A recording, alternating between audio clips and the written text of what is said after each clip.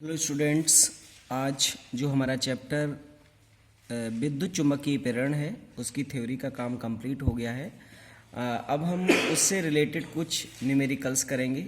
सबसे पहले हम कुछ कॉन्सेप्चुअल न्यूमेरिकल्स प्रेरित धारा है उससे रिलेटेड बताते हैं, क्योंकि ये एग्ज़ाम में इस टाइप का न्यूमेरिकल एक कभी कभी पूछ लिया जाता है, काफ़ी इंपॉर्टेंट है। तो उसके कॉन्सेप्ट के लिए आज हमें सबसे पहले समझना है। इस टाइप के आपको 4-5 क्वेश्चन हम देंगे, तो सभी का कॉन्सेप्ट जैसा है तो इसे समझ लीजिए। इसमें देखिए दो ये कॉइल हैं या दो यहाँ पर कुंडलियाँ हैं, एक कुंडली एक ये है और एक कुंडली ये दो है, फर्स्ट और सेकंड कुंडली है। ये कोई तार है, इसमें धारा ए से बी की ओर बढ़ रही है। इसमें धारा बढ़ भी सकती है घट भी सकती है, लेकिन जो सवाल में आएगा उसमें वो कह देगा। तो धारा इसमें ए से बी की ओर बढ़ रही है, तो हमें कुंडली 1 और कुंडली 2 में प्रेरित धारा की दिशा बतानी है, क्योंकि कुंडली 1 और कुंडली 2 में प्रेरित धारा की दिशा क्या होगी। तो इसके लिए समझ लीजिए, सबसे पहले आप लोग देखिए, धारा अगर तार में ए से बी की ओर बढ़ रही है तो कुंडली 1 के केंद्र पर चुंबकीय क्षेत्र की दिशा क्या होगी। उसके लिए देखिए, दाएं हाथ की हथेली का नियम नंबर 1 हमने आपको बताया था, ये नियम है। इसमें क्या होता है, ये अंगूठा है वो धारा की दिशा में रहेगा, उंगलियां इसके केंद्र की ओर जाएंगी, हथेली जिधर खुलेगी वही मैग्नेटिक फील्ड होगा। ठीक है, तो यहाँ पर देखिए ये इसके उंगलियां केंद्र की ओर जा रही हैं, अंगूठा धारा की दिशा में चल रहा है। ये देखिए धारा इधर है, इधर ये अंगूठा है, तो हथेली ऊपर खुल रही, इसलिए चुंबकीय क्षेत्र होगा ऊपर। तो यहाँ पर कुंडली 1 में जो चुंबकीय क्षेत्र, कुंडली 1 के केंद्र पर जो चुंबकीय क्षेत्र होगा वो ऊपर की ओर बढ़ेगा। ठीक है, क्योंकि धारा बढ़ रही है तो चुंबकीय क्षेत्र भी बढ़ेगा। ठीक है, अब इसकी वजह से जब इसके चुंबकीय क्षेत्र यहाँ पर बढ़ेगा तो इस कुंडली से बद्ध चुंबकीय फ्लक्स में परिवर्तन होगा, जिसकी वजह से प्रेरित विद्युत भाग बल और प्रेरित धारा उत्पन्न हो जाएगी। लेकिन लेंज के नियम से प्रेरित धारा की दिशा ऐसी होगी जो कि फ्लक्स परिवर्तन का विरोध करेगी।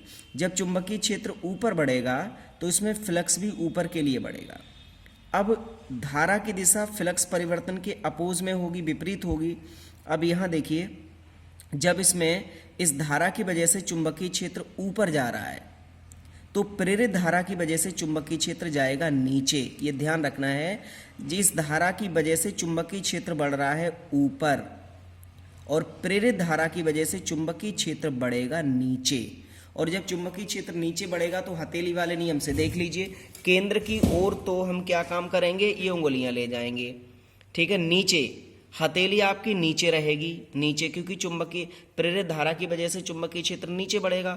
हथेली नीचे, ये उंगलियां केंद्र की ओर। अब अंगूठा किधर जा रहा है, ऊपर जा रहा है, तो इसमें धारा की दिशा भी किधर के लिए जाएगी, ऊपर के लिए, ऐसे जाएगी। और ये ऊपर वाली क्या होती है, क्लॉकवाइज होती है। ठीक है, तो पहली कुंडली में जो धारा चलेगी वो चलेगी क्लॉकवाइज। तो पहली का आंसर होगा क्लॉकवाइज। क्लियर। इसके बाद आ जाइए, अब दूसरी कुंडली की बात करते हैं। देखो धारा ए से बी की ओर बढ़ रही है, तो केंद्र पर हम चुंबकीय क्षेत्र दूसरी कुंडली के निकालेंगे, तो अंगूठा धारा की दिशा में, उंगलियां केंद्र की ओर, तो इस तरीके से हथेली सेट होगी। अंगूठा धारा की दिशा में जा रहा है, उंगलियां केंद्र की ओर, देखिए ये केंद्र की ओर उंगलियां जा रही हैं, हथेली नीचे खुल रही है। तो यहाँ इस वाली कुंडली में जो चुंबकीय क्षेत्र बढ़ेगा वो नीचे बढ़ेगा। जब चुंबकीय क्षेत्र नीचे बढ़ेगा तो प्रेरित धारा वाला चुंबकीय क्षेत्र ऊपर बढ़ेगा, और जब प्रेरित धारा वाला चुंबकीय क्षेत्र ऊपर बढ़ेगा तो उंगलियां, ये हथेली ऊपर के लिए करिए, उंगलियां केंद्र की ओर करिए। अब अंगूठा देखिए किधर जा रहा है, नीचे के लिए जा रहा है, तो इसमें धारा की जो दिशा होगी वो नीचे के लिए होगी। ठीक है, इसमें धारा किधर हो जाएगी, नीचे हो जाएगी। नीचे का मतलब एंटी क्लॉकवाइज, तो इसका आंसर क्या होगा, एंटी क्लॉकवाइज। एंटी क्लॉकवाइज, ये इसका आंसर हो गया। अब हम इसी टाइप का दूसरा सवाल करते हैं। क्वेश्चन यही रहेगा, बस हम क्या काम करेंगे, एक पहली कुंडली ये है और ये हमारी दूसरी कुंडली है, तार हमारा ये हो गया। ठीक है, इसमें इस बार जो धारा हम बढ़ाएंगे वो ए से बी की ओर नहीं बढ़ाएंगे, इस बार जो हम धारा बढ़ाएंगे वो बी से ए की ओर बढ़ाएंगे।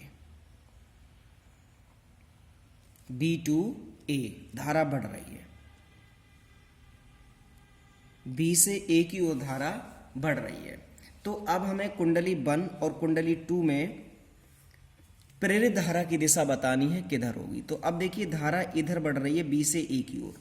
तो सबसे पहले कुंडली बन की बात करते हैं। तो अंगूठा धारा की दिशा में ले जाइए, उंगलियां केंद्र की ओर ले जाइए, हथेली नीचे खुलेगी इसमें। जब हथेली नीचे खुलेगी तो चुंबकीय क्षेत्र यहाँ पर नीचे की ओर होगा, और वो भी क्या होगा, चुंबकीय क्षेत्र बढ़ेगा। जब यहाँ चुंबकीय क्षेत्र बढ़ेगा तो प्रेरित धारा की वजह से चुंबकीय क्षेत्र घटेगा, क्योंकि प्रेरित धारा की दिशा हमेशा फ्लक्स परिवर्तन का अपोज करती है। तो प्रेरित धारा की वजह से यहाँ नीचे की ओर बढ़ रहा है, तो प्रेरित धारा की वजह से ऊपर की ओर बढ़ेगा। जब ये ऊपर की ओर बढ़ेगा तो ठीक है। अब प्रेरित धारा की दिशा हमें ऐसी दिखानी है। देखिए यहाँ पर क्या बताया था कि जो इस धारा की वजह से इसके केंद्र पर चुंबकीय क्षेत्र नीचे बढ़ेगा, तो प्रेरित धारा की वजह से ऊपर बढ़ेगा। तो हथेली आपको इस तरीके से ऊपर ले जानी है, हथेली जो है वो ऊपर ले जाएंगे, हथेली ऊपर ले जाएंगे, उंगलियां इसके केंद्र की ओर जाएंगी। तो अंगूठा नीचे के लिए आ रहा है, तो यहाँ पर जो प्रेरित धारा की दिशा आएगी वो इस तरीके से नीचे आएगी। और नीचे आने का मतलब ये हो गया हमारा एंटी क्लॉक वाइज। ठीक है, तो इसका आंसर होगा एंटी क्लॉक वाइज। इसके बाद अब आ जाइए सेकंड वाले में। देखिए सेकंड वाले को हम देखते हैं। इस वाली कॉइल के केंद्र पर यहाँ देखें, इसमें धारा बढ़ रही है B to A, तो इसके केंद्र पर चुंबकीय क्षेत्र किधर होगा। अंगूठा धारा की दिशा में ले जाइए, उंगलियां इसके केंद्र की ओर ले जाइए, हथेली ऊपर खुल रही है, तो यहाँ इसकी धारा की वजह से चुंबकीय क्षेत्र केंद्र पर ऊपर बढ़ेगा। चुंबकीय क्षेत्र जब ऊपर बढ़ेगा तो प्रेरित धारा की वजह से नीचे बढ़ेगा, और जब नीचे बढ़ेगा तो उंगलियां जो हथेली आपकी नीचे जाएगी और उंगलियां केंद्र की ओर जाएंगी। अंगूठा देखिए ऊपर के लिए चल रहा है, तो धारा ये ऊपर की ओर जाएगी, और ऊपर का मतलब ये हो गया क्लॉक वाइज। तो इस समय धारा की दिशा क्या होगी, क्लॉक वाइज होगी। क्लियर हो गया। ये तो हमने दो क्वेश्चन बढ़ने वाले किए हैं। एक क्वेश्चन हम घटने वाला कर लेते हैं कि अगर धारा घटे तब क्या होगा। ठीक है, धारा अगर घटे तब क्या होगा। तो एक कुंडली हमारी ये है और एक कुंडली हमारी ये है, और इसमें धारा A to B घट रही है। इस बार धारा क्या हो रही है, घट रही है, घट लिख दिया यहाँ पर। अब देखें, पहली कुंडली के केंद्र की हम बात करते हैं, अंगूठा धारा की दिशा में, उंगलियां इसके केंद्र की ओर, तो हथेली ऊपर खुल रही है, तो यहाँ पर जो चुंबकीय क्षेत्र होगा वो ऊपर की ओर घटेगा, और प्रेरित धारा की दिशा हमेशा उसका विरोध करती है। जब चुंबकीय क्षेत्र ऊपर की ओर घटेगा तो प्रेरित धारा की वजह से ये ऊपर की ओर बढ़ना चाहिए। हम बढ़ने वाला ही लेंगे, प्रेरित धारा में बढ़ने वाला लेंगे। जब ऊपर की ओर घटेगा तो प्रेरित धारा की वजह से ये ऊपर की ओर बढ़ना चाहिए। जब ऊपर की ओर बढ़ेगा तो देखिए हथेली आपकी ऐसे रहेगी, यूं ऊपर की ओर जाएगी, क्योंकि चुंबकीय क्षेत्र ऊपर बढ़ रहा है। उंगलियां केंद्र की ओर, और ये हमारी हथेली ऊपर, धारा अंगूठा नीचे जा रहा है, तो धारा इसमें आएगी नीचे। नीचे का मतलब ये हो गया हमारा एंटी क्लॉकवाइज। तो इसमें क्या हो जाएगा, एंटी क्लॉकवाइज हो जाएगा। ठीक है, सेम ऐसे इसका निकाल लेना, इसका क्लॉकवाइज हो जाएगा। तो ये हमारा इसका कॉन्सेप्ट हो गया। इस तरीके से हम प्रेरित धारा की दिशा जो है वो ज्ञात कर लेते हैं। क्लियर हो गया। चलिए नेक्स्ट क्वेश्चन हमारा देखिए ये है कि एक कोई वृत्ताकार लूप है और इसके केंद्र से होकर एक तार गुजर रहा है। अगर इस तार में धारा ऊपर की ओर बढ़ रही है तो प्रेरित विद्युत वाहक बल का मान हमें बताना है। देखिए यहाँ जो चुंबकीय क्षेत्र है वो हमारा स्पर्श रेखीय दिशा में है। चुंबकीय क्षेत्र हमारा स्पर्श रेखीय दिशा में है, और ये जो हमारा रिंग है, इस रिंग पर जो हम अभिलंब खींचेंगे वो अभिलंब ऊपर के लिए जाएगा। प्रेरित विद्युत वाहक बल जो होता है ई बराबर क्या होता है, चुंबकीय क्या होता है, प्रेरित विद्युत वाहक बल बताना। सबसे पहले फाई निकालते हैं। फाई बराबर होता है BA cos थीटा। यहाँ जो एंगल थीटा होता है वो वेक्टर B और वेक्टर A के बीच बनने वाला कोण होता है। अब वेक्टर A कहाँ से लेकर आएंगे, और वेक्टर B और वेक्टर A के बीच एंगल क्या है वो हमें देखना। इसमें देखिए ये हमने कोई रिंग ले ली है, इस पर अगर हम एरिया वेक्टर लेंगे तो एरिया वेक्टर ऐसे ऊपर के लिए जाएगा। एरिया वेक्टर यूँ इसका ऊपर के लिए ऐसे होगा। अब एरिया वेक्टर ये हो गया और मैग्नेटिक फील्ड की डायरेक्शन ये है, इसके स्पर्श रेखी दिशा में ऐसे हो गई। तो ये पेन जो आपको दिखाई दे रहा है ये मैग्नेटिक फील्ड रिप्रेजेंट कर रहा है और एरिया वेक्टर इसका ऐसे यूँ जाएगा। अब देखिए एरिया वेक्टर और मैग्नेटिक फील्ड ये और ये दोनों लंबवत हैं, दोनों के बीच एंगल यहाँ 90 डिग्री बन रहा है। तो यहाँ थीटा की जो वैल्यू हम लगाएंगे वो 90 डिग्री लगाएंगे। तो यहाँ पर थीटा की जगह 90 लगा दीजिए तो मैग्नेटिक फ्लक्स आ जाएगा BA cos 90 और cos 90 0 होता है। इसका मतलब कोई भी मैग्नेटिक फ्लक्स पास नहीं होगा और जब मैग्नेटिक फ्लक्स पास नहीं होगा तो E कितना हो जाएगा। सो E बराबर होता है d∅B/dt और ये भी जब फाई भी 0 है तो इसका डिफरेंशियल भी 0 होगा, मीन्स प्रेरित विद्युत वाहक बल 0 होगा। अर्थात इस समय लूप में कोई भी प्रेरित विद्युत वाहक बल उत्पन्न नहीं होगा। अब हमारा एक नेक्स्ट क्वेश्चन है, दो गोले जिनके द्रव्यमान तथा आकार समान हैं। दो गोले हैं जिनके द्रव्यमान भी बिल्कुल बराबर है, दोनों के आकार भी बराबर है, दोनों देखने में एक जैसे हैं। एक गोला ये है और एक गोला ये है, दोनों के द्रव्यमान बराबर। अगर ये 500 ग्राम का तो ये भी 500 ग्राम है, दोनों के साइज भी बराबर हैं, ठीक है, एक जैसे हैं। एक तो धातु का गोला है, ये वाला मान लीजिए धातु का है और इनमें एक गोला हमारा कांच का है, ठीक है, एक गोला इसमें कांच का है। तो हमें ये बताना है कि जमीन पर अगर हम इन दोनों गोलों को गिराएंगे तो इनमें से कौन सा गोला जमीन पर पहले पहुंच जाएगा, ठीक है। प्रेरित धारा आप लोगों ने पढ़ी है कि प्रेरित धारा हमेशा चालक की गति का विरोध करती है। अगर हम इन दोनों गोलों को गिराएंगे तो ये धातु का है तो ये तो चालक है और ये कांच का है तो ये अचालक है। तो जब हम इन दोनों गोलों के लिए गिराएंगे तो इस धातु की वजह से धातु का गोला है तो इसकी वजह से प्रेरित धारा उत्पन्न हो जाएगी और प्रेरित धारा हमेशा गति का विरोध करती है। तो जो धातु का गोला है इसकी वजह से जो प्रेरित धारा उत्पन्न होगी वो तो धातु के गोले का विरोध करेगी गति का, मतलब वो ये चाहेगी कि गोला ना गिरे। अर्थात जो इसकी गति में विरोध होगा तो ये गोला हमारा देर में गिरेगा, ज़्यादा टाइम लगाएगा ज़मीन पर पहुँचने में। ये गोला जल्दी पहुंच जाएगा क्योंकि ये कांच का है, अचालक है। अचालक होने की वजह से इसमें कोई प्रेरित धारा उत्पन्न नहीं होगी, जिसकी वजह से इसकी गति का विरोध करने वाली कोई भी चीज़ नहीं होगी। तो इसकी गति में प्रेरित धारा की वजह से विरोध होगा, जिसकी वजह से देर में पहुंचेगा और इसमें कोई भी प्रेरित धारा उत्पन्न नहीं होगी, जिसकी वजह से विरोध भी नहीं होगा और ये गोला जल्दी पहुँच जाएगा। क्लियर है। तो ये हमारा जो है क्वेश्चन हो गया। नेक्स्ट एक छोटा सा टॉपिक है, नियम है प्रेरित धारा की दिशा ज्ञात करने के लिए फ्लेमिंग के दाएं हाथ का नियम। फ्लेमिंग के बाएं हाथ का नियम आप लोगों ने चैप्टर नंबर 4 में पढ़ा था। यहाँ पर फ्लेमिंग के दाएं हाथ का नियम पढ़ना, ये बिल्कुल उसी की तरह है। इसमें हमें क्या काम करना है, अंगूठा और उसके पास वाली दोनों उंगलियों को हम इस प्रकार फैलाएं कि तीनों परस्पर लंबवत रहें, जैसा कि उसमें था। अंगूठा और पास की दोनों उंगलियों को इस प्रकार फैलाएं कि तीनों परस्पर लंबवत रहें। तो जो अंगूठा होता है वो चालक की गति की दिशा को बताता है, जिधर चालक चल रहा होता है उसकी गति की दिशा अंगूठा बताता है। ये जो उंगली अंगूठे के पास की होती है चुंबकीय क्षेत्र की दिशा को बताती है और ये जो बीच वाली उंगली होती है वो धारा, प्रेरित धारा की दिशा को बताती है। तो ये प्रेरित धारा की दिशा ज्ञात करने के दाएं हाथ के अंगूठे का नियम हो गया, ठीक है, फ्लेमिंग के दाएं हाथ का नियम हो गया, सॉरी। तो ये चालक की गति की दिशा, चुंबकीय क्षेत्र की दिशा और ये प्रेरित धारा की दिशा। अब हम इससे रिलेटेड एक क्वेश्चन कर लेते हैं, बहुत अच्छा क्वेश्चन है, इसका कॉन्सेप्ट भी आप लोगों को समझ में आ जाएगा। क्वेश्चन देखिए, ये हमने लिखा हुआ है, ये है एक सीधा तथा कम लंबाई का चालक तार AB अनंत लंबाई के धारावाही तार C के लंबवत स्थित है। देखो एक सीधा तार ये है, ये वाला AB, ये सीधा तार AB है और ये अनंत लंबाई का तार है जो आप लोगों को दिखाई दे रहा है। ये वाला तार इस तार के लंबवत रखा हुआ है। चालक AB धातु की दो पटरियों पर धारावाही तार C के समांतर तथा धारा की दिशा में चालक के अनुसार, धारा की दिशा में चित्र के अनुसार चलाया जाता है।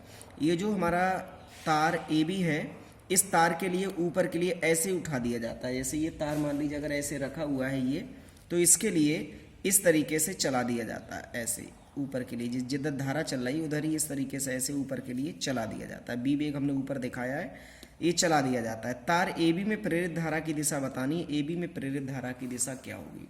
सबसे पहले तो हमें ये देखना है कि जो इस वाले तार में, ये हमारा C तार है, यहाँ पर ये जो तार आपको दिखाई दे रहा है ये वाला, ये C तार है, तो हम यहाँ लिख दे रहे हैं C। ये जो C तार है इसमें धारा ऊपर चल रही है, तो इस C तार की वजह से, जब C तार में धारा ऊपर चल रही है तो C तार की वजह से जो चुंबकीय क्षेत्र होगा AB में, तार AB में C की वजह से चुंबकीय क्षेत्र देख लीजिए, ये हथेली वाला नियम लगाएंगे, अंगूठा धारा की दिशा में ऊपर जा रहा है, उंगलियां तार AB की ओर जाएंगे, हथेली अंदर जा रही, तो चुंबकीय क्षेत्र इसमें होगा AB में अंदर की ओर। जब चुंबकीय क्षेत्र अंदर की ओर हो गया तो प्रेरित धारा की दिशा किधर होगी? ये नियम लगाइए, फ्लेमिंग के दाएं हाथ का नियम। देखिए चालक की जो गति है वो ऊपर के लिए ऐसे हो रही है। चुंबकीय क्षेत्र कागज के तल के लंबवत किधर है? चुंबकीय क्षेत्र कागज के तल के लंबवत अंदर की ओर है। तो चुंबकीय क्षेत्र देखिए, ये वाली उंगली, ये उंगली चुंबकीय क्षेत्र को बताती है, तो कागज के तल के लंबवत अंदर जाएगी। अंगूठा देखिए चालक की गति की दिशा में, ये देखिए B इधर जा रहा है तो चालक की गति की दिशा में अंगूठा जा रहा है। उंगली ये नीचे की ओर जा रही है और ये उंगली हमारी देखिए इधर आ रही है। इधर आने का मतलब है B से A आ रही है, B to A, तो यहाँ प्रेरित धारा की दिशा हो जाएगी B से A। इस तरीके से ये क्वेश्चन हमारा कंप्लीट हो गया। अब नेक्स्ट एक इसी टाइप का क्वेश्चन और है प्रेरित धारा की दिशा वाला। वो क्वेश्चन हमारा ये है कि चित्र में एक लंबे तथा सीधे चालक तार PQ के चुंबकीय क्षेत्र में एक आयताकार लूप ABCD को चालक से दूर स्थानांतरित चलाया जाता है।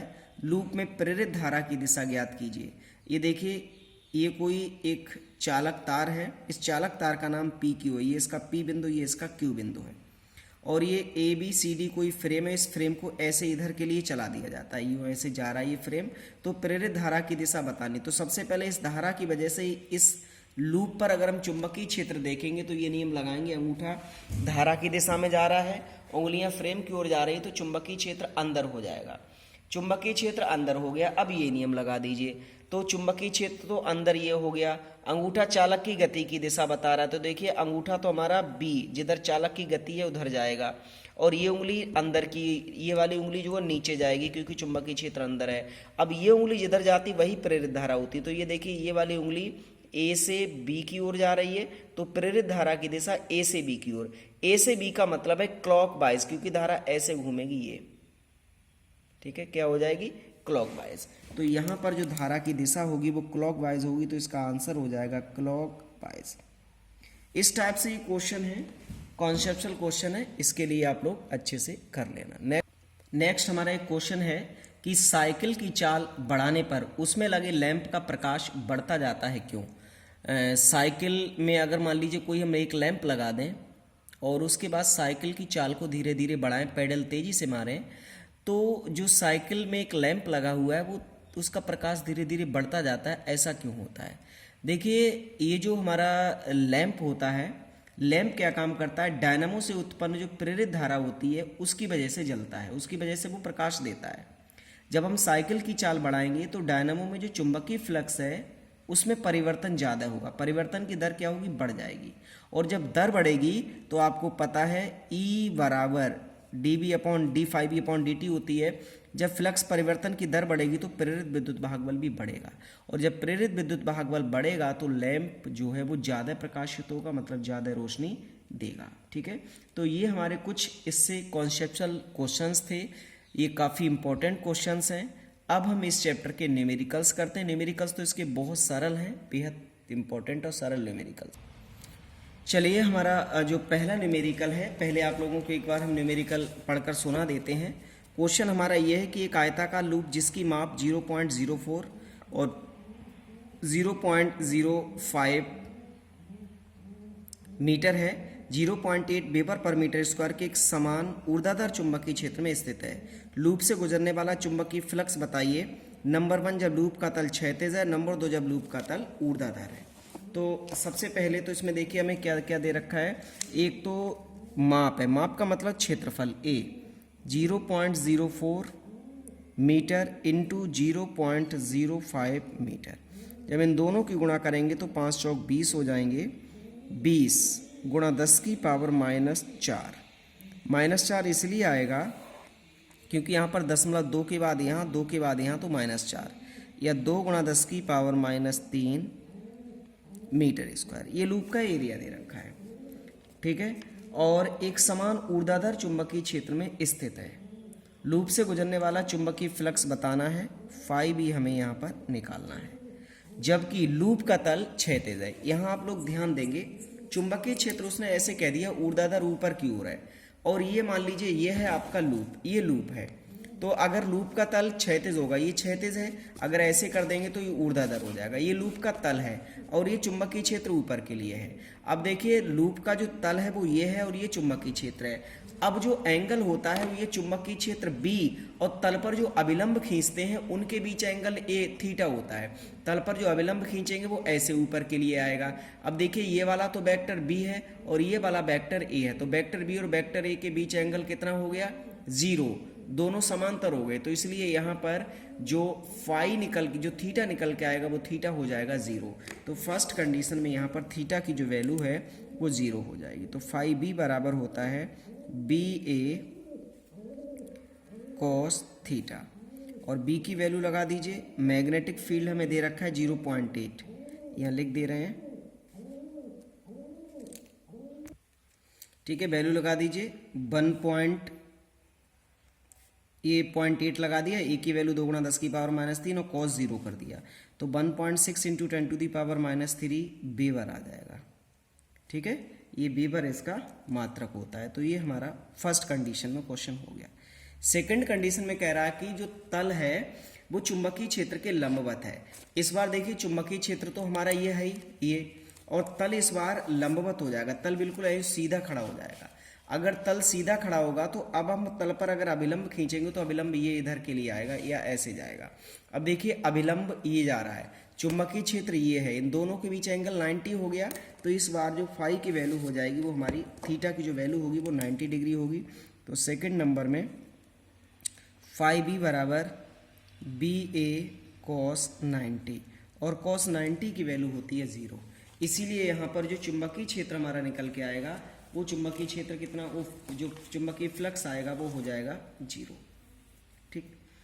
क्वेश्चन नंबर नेक्स्ट 2 देखिए, काफ़ी अच्छे क्वेश्चन है, इंपॉर्टेंट है। क्वेश्चन नंबर 2 में ये कह रहा है कि 20 × 30 सेंटीमीटर स्क्वायर क्षेत्रफल का आयताकार लूप ए दे रखा है। 20 × 30 सेंटीमीटर स्क्वायर हो जाएगा, 600 सेंटीमीटर स्क्वायर, ठीक है। ये 6 ×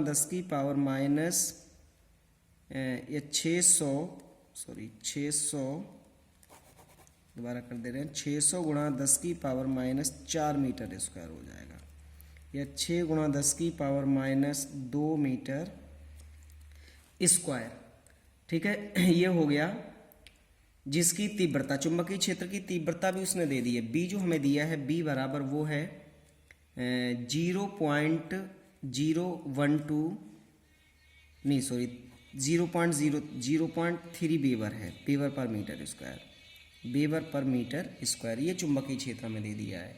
तो हमें निकालना क्या है, चुंबकीय फ्लक्स फाई भी बताना है, फाई भी हमें बताना है। जबकि 2 कंडीशन है। पहली कंडीशन में लूप का तल क्षेत्र के समांतर है। अगर लूप का तल समांतर होगा, लूप का तल क्षेत्र के समांतर है, एक आयत, देखिए फर्स्ट कंडीशन में लूप का तल क्षेत्र के समांतर, अगर लूप का तल क्षेत्र के समांतर है तो थीटा की वैल्यू आपकी कितनी हो जाएगी, समांतर 90 - 0 दैट इज कितना आ जाएगा, 90 आ जाएगा।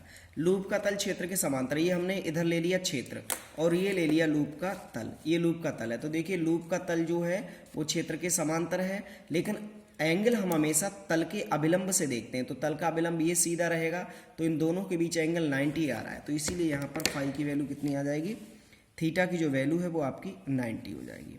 अब फाई बी बराबर होता है BA cos थीटा, यहाँ पर BA cos 90 हो जाएगा, तो ये वैल्यू आपकी 0 आ जाएगी। सेकंड में कह रहा है कि लूप का तल क्षेत्र से 60 का कोण बनाता है।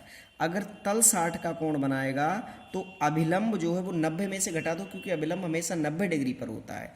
तल जितना एंगल बना रहा है उस एंगल को अगर 90 में से घटा देंगे तो हमारा जो एंगल है वो आ जाएगा चुंबकीय क्षेत्र से।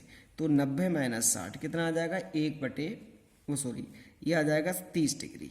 ठीक है, थीटा की वैल्यू यहाँ पर 30 डिग्री आ जाएगी। तो फाई बी देख लीजिए, फाई बी बराबर होता है BA cos थीटा। बी की वैल्यू कितनी है 0.3, ए की वैल्यू है 6 × 10⁻², और cos थीटा हो जाएगा cos 30।